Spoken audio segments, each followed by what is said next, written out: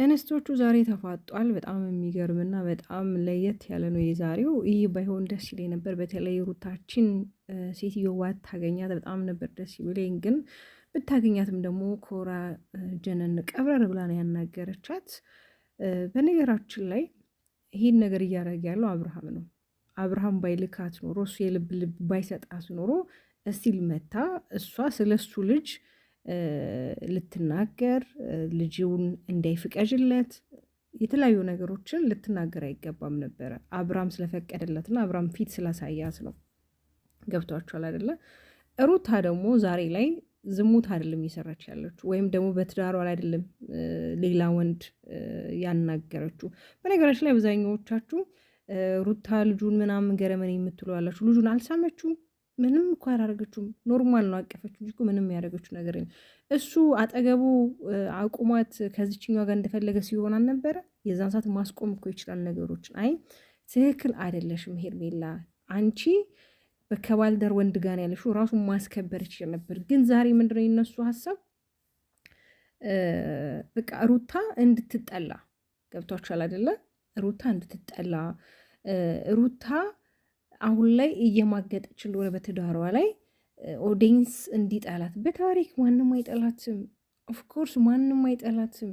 እንዴት ሆኖ ነው የምንጠላት?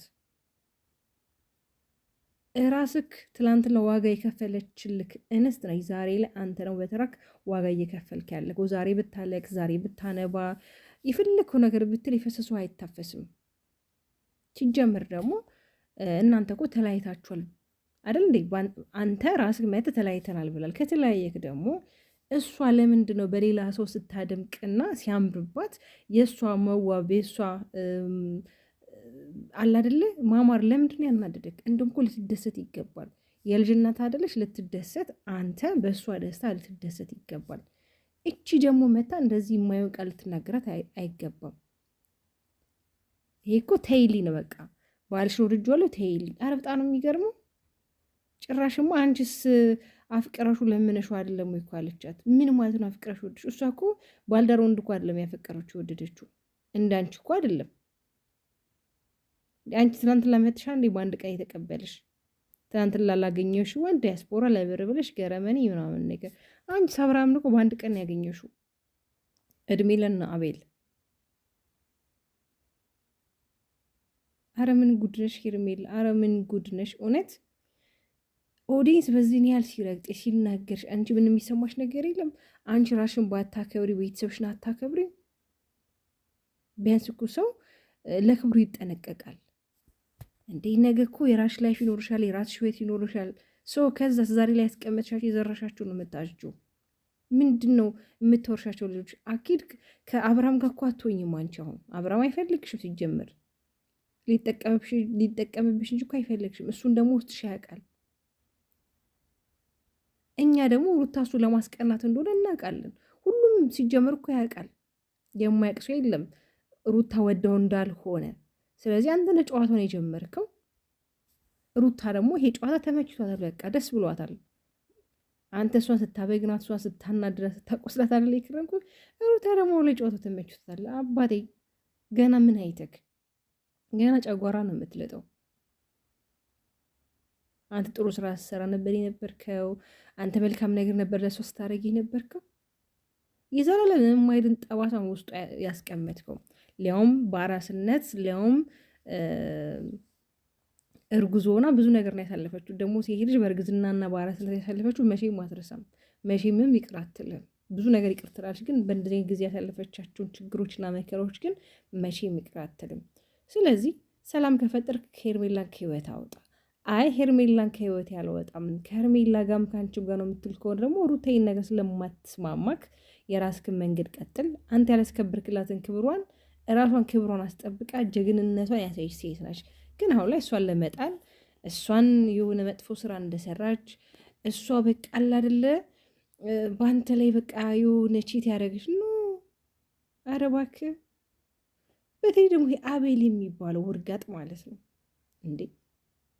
አንተ የራስክ ላይፍ የለክም እንዴ? አንተ የራስን ህይወት ለምን አትኖርም? የራስክን ህይወት የራስክን ላይፍ የራስክን እስቲ በራስክ ኮንተንትና በራስክ አይዲያ ና እስኪ አንተ እስኪ የሆነች አንድ ጓደኛክን ይዘክ ነው በማይገባ ለምንድን ነው ጥልቅ የምትለው?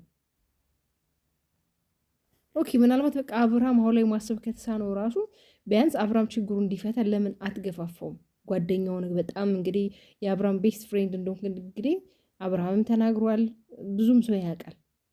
ስለዚህ አብርሃምን ቢያንስ እራሱ ችግሩ እንዲጋፈጥ ለምን አታደርገው? ባለጉዳዩ እሱ አይደለ? ሁለቱ እንዲጋፈጥ። ሁለቱ ጋር እኮ ፍቅር አለ። ሁለቱ ጋር እኮ ልባቸው እኮ የዚህን ያህል እኮ እንትን አላለም። ግን ችግሩ በመሀል እቺ ሴት አለች። እቺ ሴት ደግሞ በካስቶ ልትወጣ አልቻለችም። ጭራሽ ይባስ ብላ ቤት ሄዳ አስጠርታ ባልሽን ተይልኝ፣ እወዷለሁ፣ አፈቅረዋለሁ፣ ልጁን እንዳይፍቀጅለት። የራሱ ልጁ እኮ የሄርሜላ አይደለም የሩታ ነው። ስለዚህ እሷ ናት መሄድ እሱ ነው መምጣት ያለበት፣ እሷ ሳቶ መሄድ የነበረባት። ይሄ ሁሉ ደግሞ እያደረገ እያላከ የሚያሰድባትና ልጅቷን እንደዚህ እንትን የሚያስብላት የሚያስንቃት አቶ አብርሃም ነው። እሷም ሲልካት ተንከረፋ ትመጣለች። ሩታም ደግሞ አከበርሻቸው፣ በጣም ስላከበርሻቸው ነው እንደዚህ እንደፈለጉት የሚጨማለቁት። ሰው እኮ በሰጠነው ልክ ነው የሚመልስልን። ስለዚህ ከዙሪያ ያለው ነገር አርቀ ሰላም ለመፍጠር ከፈለግ እሷ የማትፈልገውን ላለማድረግ መሞከር። አይ እዚህም እዛም ስል ደግሞ የምትል ከሆነ ሩታ አይስማማት የሚል ነገር አይመቻትም። ሄርሜላ እንደሆነች አንዴ ክብሯን ለምንም ነገር ማለት ሰው ክብር እኮ ሲኖረው ለክብሩ ይጨነቃል። እሷ ደግሞ ለምንም አትጨነቅም። እሷ መታወቋን፣ እሷ ሳንቲም ማግኘቷን በቃ አሁን ላይ ያለው ነገሩ ያስደስታታል። ገብቷቸዋል። ይሄ ደግሞ የሚሆን ነገር አይደለም። መጨረሻ አያምርም። በሰውም ዘንድ በእግዚአብሔር ዘንድ እኮ አይወደድም። እውነት አንቺ ጀግና ከሆንሽ እግዚአብሔር የምትፈሪ ከሆነ እውነት ሰላምን የምትወጂ ከሆነ እስቲ አስታርቂያቸው። በቃ አስታርቂያቸው፣ ሰላም እንዲፈጥሩ ወደ ነበሩበት እንዲመለሱ። ማንኛውም ህይወት ማንኛውም ትዳር ላይ ችግር እንደሚያጋጥም አድርገሽ በቃ ብታስታርቂያቸው በእግዚአብሔር ዘንድ ትወደጃለሽ፣ በሰውም ዘንድ ትወደጃለሽ። ሰው ደግሞ እናትና አባቱን ሌተው ከባለቤቱ ወይም ደግሞ ከሚስቱ ጋር ሊኖር እግዚአብሔር የፈቀደው ነገር ነው ይሄ። እስኪ እንደዛ አድርጊ፣ እስኪ ታሪክ ስሪ፣ እኛም እናድንቅሽ። እውነት ይሄ ሁሉ የጣላሽ ወደይንስ ራሱ ይወድሻል። አሁን ሰላም ብታደርጊያቸው የሆነ ነገር ስቴብ ብትሄጅ እውነት ሰው ራሱ ይረዳሻል። ግን አንቺ ነው የራስሽ ለማድረግ ልጁን ከአንቺ ጋር በጥቅማ ጥቅም ወደ አንቺ እንዲሆን አንዴ ቤት ገዛውልህ፣ አንዴ ብርድ ልብስ ገዛውልህ፣ አንዴ ማቀፊያ ገዛውልህ። ልጁ ይሄን ያህል በጥቅም የሚታለ ልጅ ጅል ነው እንዴ? ወይ አብርሃም እውነት ንቃኛ ነው። ጨጓራችን አቃጠልከን አልኩኝ። ምን ጉድ ነው? እሺ እስከ መቼ? እንደውም እኔ ዛሬ ስጠብቅ ነበር በቃ ሄርሜላ ቤት ተገዝቶላት ምናምን ነገር ያው ገዝታልክ የለ ሄርሜላ ቤቱን ዛሬ በቃ ሰርፕራይዝ የምታደርግክ እንደው የአንተ ሪያክሽን ማየት ፈልጌ ነበር። ግን ደግሞ አንተ ጭራሽ ብለክ ሄርሜላን ሩታ ጋር ላካስ። አይ አብርሃም ምን ጉድ ነህ ግን እውነት እንዲሁ ምን ጉድ ነህ? ለምንድን ነው የእሷ ደስታ ላይ ያስደስትክ የቻለው? ለምንድን ነው የእሷ ዛሬ ላይ እንደዚህ በራሷ መቆሟ ነገሮችን በራሷ ማስኬድ መቻሉ ያናደክ? ለምን እንደም እኮ ደስ ሊልክ ይገባል። የልጅክ እናት እኮ ናት። ጀግንነቷ፣ አንበስነቷ፣ አይበገሬነቷ እኮ ሊያስደስትክ ይገባል። ለምን የልጅክ እናት የአብራክ ክፋይ ስለሆነች ማለት ነው። ብቻ በጣም ነው ቤተሰብ የሚያናድደው።